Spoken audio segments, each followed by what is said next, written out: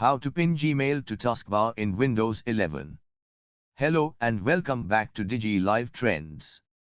In this video I'm going to show you how to pin Gmail to taskbar in Windows 11. It's super easy to access your email with just a single click, so let's start the video. On your system, open Google Chrome browser. Now open your Gmail. Your Gmail login page will appear. Once you are inside Gmail, it's time to create a shortcut.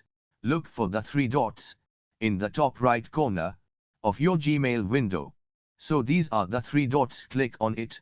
A menu will appear, hover your cursor over Save and Share. And then from the sub-menu click on Create Shortcut. A Create Shortcut pop-up will appear and click on Create button.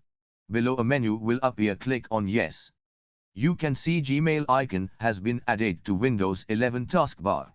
Now close your browser. Click on Gmail icon, so that's it.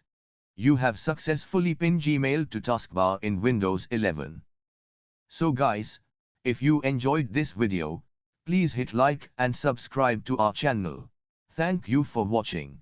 See you soon in the next one. Take care. Bye.